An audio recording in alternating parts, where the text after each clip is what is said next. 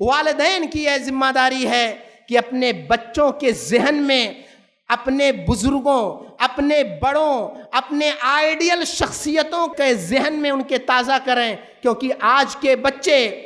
ہر field میں کسی کے فین ہوتے ہیں، کسی کو ہیرو مانتے ہیں، کسی کو اپنا آئیڈیل مانتے ہیں۔ سلف صالحین کہتے ہیں کہ ہم ابو بکر و عمر کی سیرت اپنے بچوں کے ذہن میں ایسے راسخ کرتے تھے جیسے سورہ فاتحہ یاد کراتے تھے۔ اسی طرح سے آتا ہے کہ ہم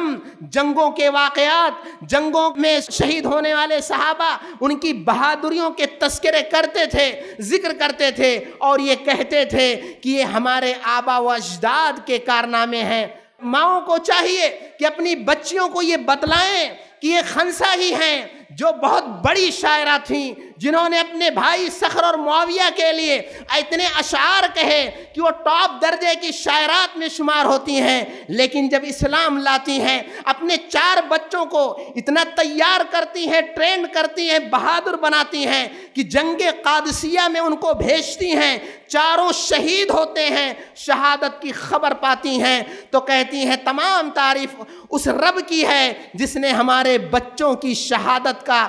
شرف عطا کیا اور مجھے ان بچوں کے ماں کے درجے پر فائز کیا۔ ماؤں کی یہ ذمہ داری ہے کہ اپنے بچوں کو ذہن میں یہ راسخ کرائیں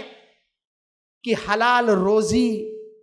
نہیں ہوتی ہے تو دعائیں قبول نہیں ہوتی ہیں۔ حضرت حسن اگر صدقے کا کھجور کھاتے ہیں، نبی قے کرواتے ہیں، نکلواتے ہیں اور کہتے ہیں صدقہ ہمارے لیے جائز نہیں۔ افسوس ہوتا ہے ماں جانتی ہے کہ باپ 2 نمبر کا کام کر رہا ہے، ماں جانتی ہے کہ باپ کی کمائی کا معاملہ کیسا ہے۔ یاد رہے اللہ نے کہا کہ اگر روزی حلال نہیں ہے تو پھر دعائیں قابل قبول نہیں ہوتی۔ ہم کتنے عمرے کر لیں، کتنے حج کر لیں، کتنے تہجد گزار ہو جائیں، اگر ہماری روزی حلال نہیں ہے تو معاف فرمائیے گا یہ ساری چیزیں اثر انداز نہیں ہوں گی۔